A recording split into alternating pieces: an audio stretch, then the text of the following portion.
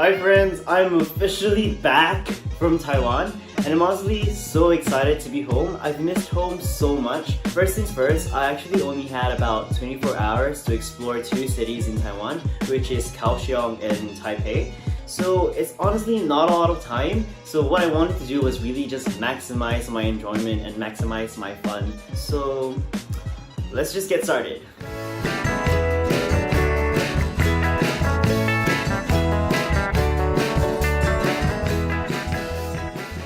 On the first night, I got to walk down Kenting Night Market with my friend Leslie.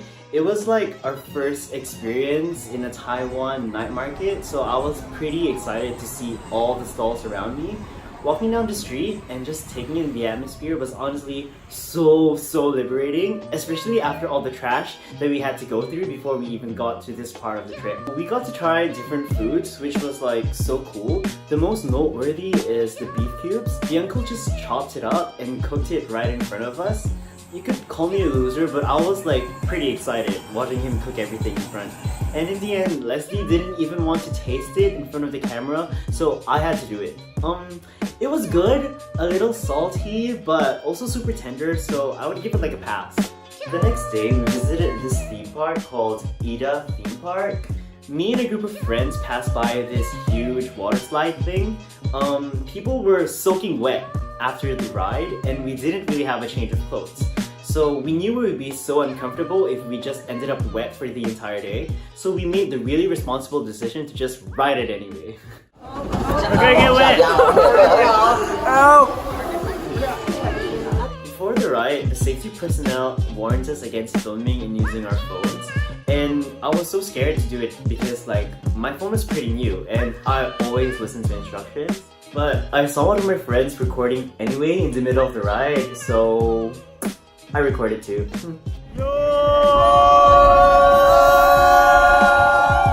Let me just tell you guys, I was so scared of dropping my phone that I literally gripped it so tight.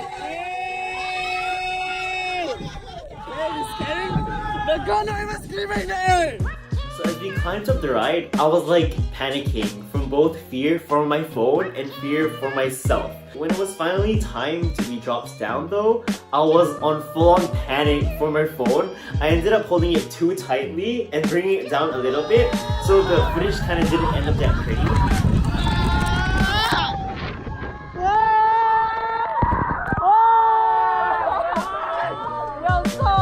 Honestly, it was so fun and so worth it. We ended up getting pretty wet, but who cares, right? We're in a foreign country. We had fun, we had a good time, and honestly, that's all that matters. Finally, I rode the booster, which is super similar to the one in Marina Bay Prudential. There's this one dude who screams so pathetically in thrill rides that I really wanted to capture him screaming. It was super fun. I highly recommend it. I'm pretty sure it was faster than Prudential's, so it's like a big win and it's big. That night, I finally got to explore the Xinxuejiang district in Kaohsiung.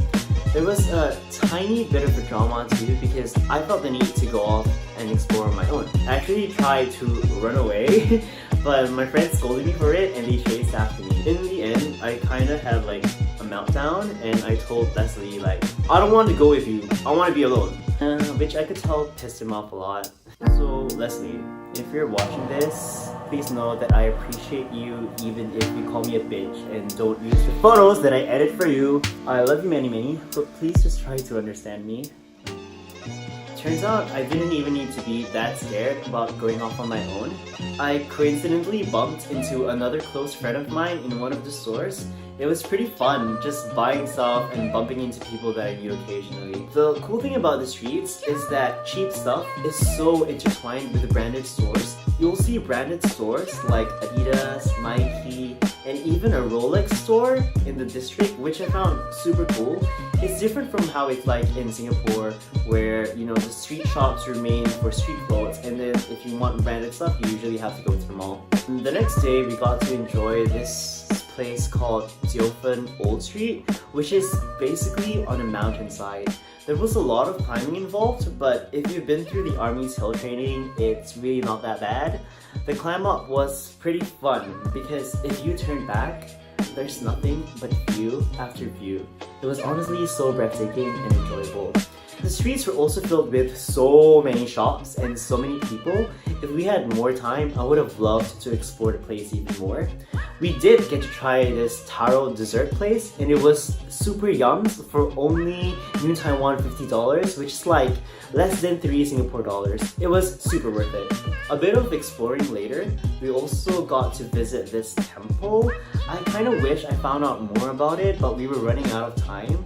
Running out of time is basically a theme for this Taiwan trip. Oh, so much hate. That night, I went with a group of friends to visit the famous Shilin night market.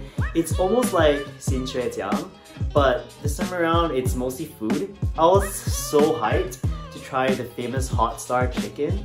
The queue was a teeny bit long, but I have patience for popular things. People queue up for a reason, and good things happen to those who wait, so I was going to do it. The chicken was super juicy and honestly really big. It's satisfying to even share 2 large cuts with 4 people. Maya. We also got to discover this fried mushroom place, and the uncle who was frying them up made the entire process so appetizing.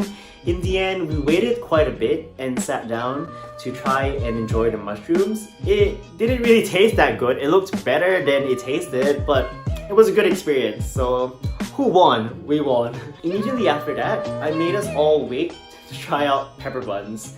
We got to see the auntie make them right in front of us, and they literally just like dump a ton of spring onions into the bun. Like, watching them do it made me so excited to try it out. As soon as the uncle opened the lid, I got to see the pepper buns sticking to the side. I was like so excited and got kind of worried because there were too many people around us. I really wanted to try the pepper buns, okay? Fortunately, me and my friends got to try like the last 2 pieces for that batch, which is like, win. They kind of gave us like the chao ta piece. It was mildly upsetting, but we did get to try the one that was properly cooked. So, yes! The last day, we only had the daytime to explore, so we went to the Ximending shopping district. The place was honestly so cool because it gave me like Shibuya vibes. It's like big buildings mixed in with long shopping streets. It was honestly pretty fun, and we kept bumping into other people too. I saw one of my friends, Azrin, and I filmed him because he said he wanted to be in this video, so you're welcome, Azrin. Bitch! To get back to our hotel, we had to ride the subway, and honestly, their ticketing is so ingenious. They have these tokens that you can tap, and like when you're done, you just kind of like return them to the gantry itself, which was so cool. The MRT system actually feels super similar to Singapore, and the prices were pretty affordable, which was awesome. So yeah, that's pretty much it for the vlog. Overall, Taiwan is fun. There's a lot to explore and do, and also a lot of walking involved. So if you ever do go, you need to be comfortable with walking. And maybe it would be better to visit in the summertime because a lot of the stores only sold long sleeves and winter wear. I couldn't really buy as many clothes as I wanted to because it wouldn't have made sense if I brought them back to Singapore and I would die of the heat. But still, it's good fun and I would definitely go back. Yeah. Wait, oh my god, it's time for the end card. Thank you guys so much for watching. Remember to follow me on all my socials at JusticeXEH. And yeah, subscribe!